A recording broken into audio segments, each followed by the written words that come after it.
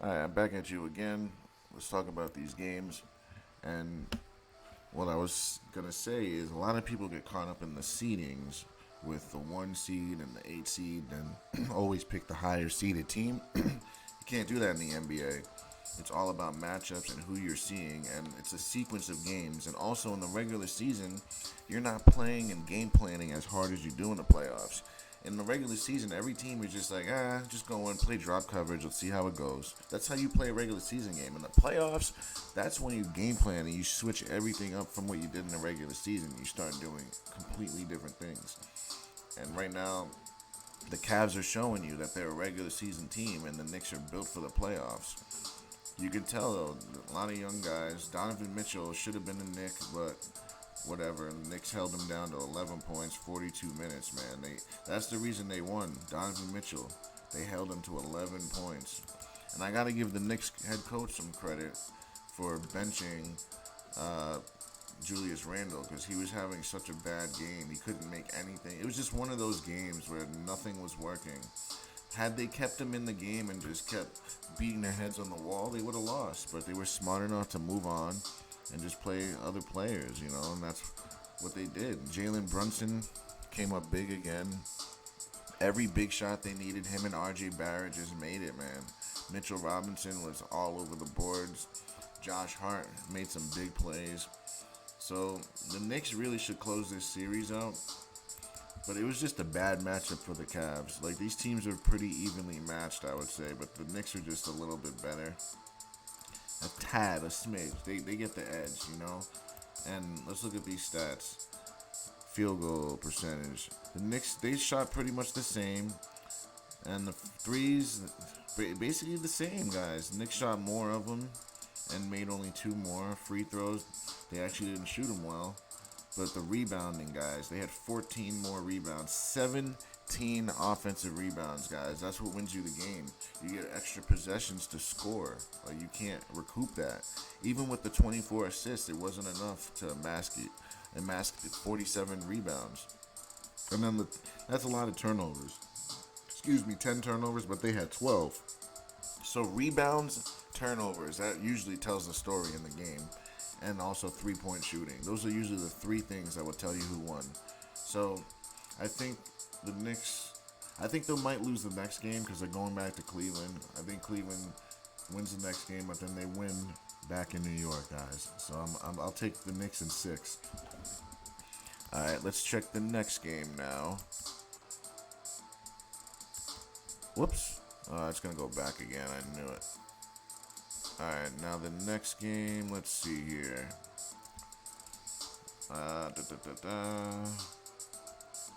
If it ever loads. So we'll look at which game here.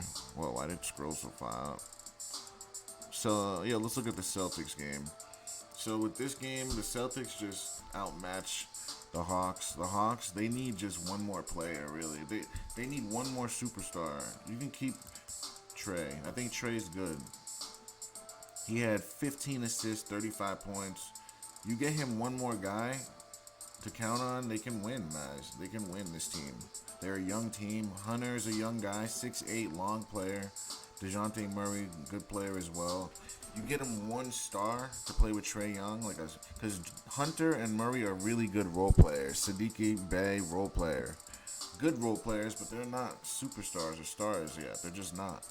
If you get him a star, like say like a guy like Kevin Durant came here, this team would be amazing.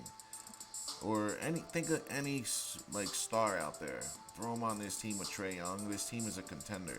So if I'm Atlanta, my only focus is to find one star to come play with Trey. Sign Trey, get another star, keep your team together, and you can beat a team like the Celtics. I don't think the Celtics are gonna win the championship. I really just don't, because everyone knows it's Tatum and Brown. If you stop those two or minimize them, I don't know if they have enough pieces to get it done. Like, this isn't the best team in the playoffs by far. They're probably like the 5th best team, I'd say, on paper. But that's why you play the games on the court. And I guess Atlanta just couldn't get that. Every time they got within 2 points, they just weren't able to get over the edge. because they need that one star to hold him down and help Trae Young. Because it was all Trae Young. I mean, he had help from those two guys, but there wasn't that one star that could just get a bucket any moment at any time. 3 points. For actually, the Celtics shot better than them, but the night before, the Hawks shot better than them at threes. Rebounds. And look, the Hawks lose in the rebounding game, so they lose the game. That's usually what it is. Rebounds and then turnovers. Wow, Boston had more turnovers than they actually won. That's usually not the case. So that shows you that they need more rebounding on offense, the Hawks, and they need more another star. That would help them out so much. That's really their weakness. Rebounding and another go-get-a-bucket star. But I think the Celtics close this out next game. All right, let's talk about this game. Tied up at 2. I think this game is probably the most rigged out of all of the games in the series. I think they're going to probably make this go 7 games. I'm not sure who they want to win. I'm not sure if they're saying, "Oh, it's over with this dynasty," or if they're gonna continue the dynasty. I really can't read this because at first, with the first 2 games, I'm thinking, "Oh, the NBA wants the dynasty to end," but then now they win the next 2 games. Now I don't know. Like, do they want this dynasty to continue? But how much longer though? How much longer are they gonna keep this going? Steph Curry played amazing as always. Wiggins, you can see him getting back into shape. He's looking better every game, guys. Like, literally, you can see it every game. He's getting a little bit better. They didn't start Draymond. They wanted to see how it went. Peyton came back as well. They had their full team back. Looney played well.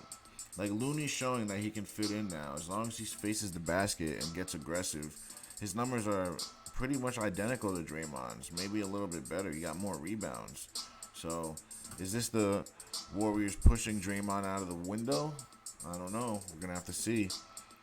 But other than that, I don't know how to call this series. Let's see how the next game goes. Because Game 3 and Game 5 are really crucial games. So after Game 5, we'll have a better idea as to which team really has control.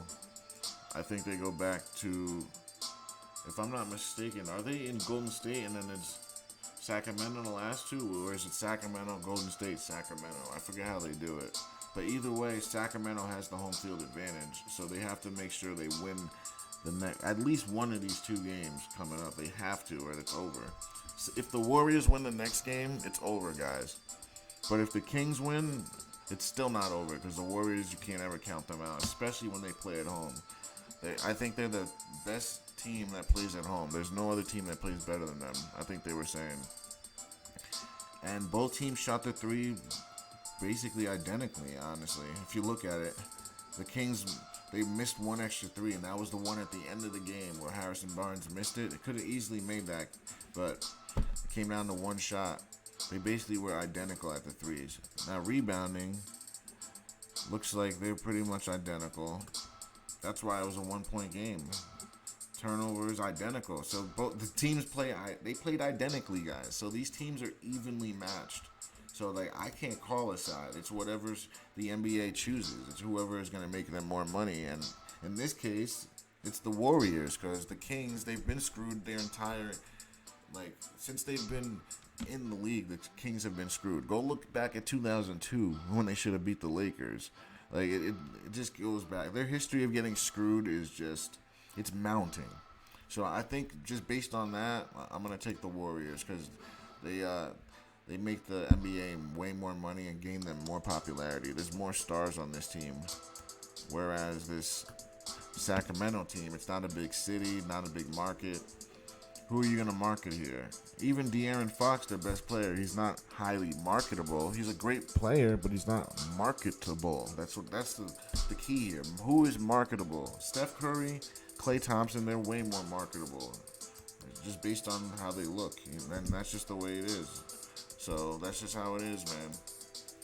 All right, let's talk about the next game and final game. Nuggets T-Wolves. I was actually surprised about this game. I didn't think the T-Wolves were going to win this game, but it came down to this guy right here, Anthony Edwards, man. He's been showing up 30 points or more every game this series, guys. He's showing us that he's here to stay. So, I mean, if he can keep doing that, and You can get 20 out of Towns and everyone else. You can get 20 out of Conley, and guys can just step it up, chip in here and there. They can win the next game. It's going to be a team effort, guys. You can't give up 43 to Jokic. Like, you just can't. If you can hold Jokic and Murray to 20 points, you can win the game. And Michael Porter, hold these three to 20 points, you win the game, guys. It's really a big two. Michael Porter is not a superstar or a star. He's a very good player, but he's just not a superstar. That's just not him yet. He has a really good shot. He has great size, great length, but he's a role player still. These two guys right here are their stars. Jokic, Murray.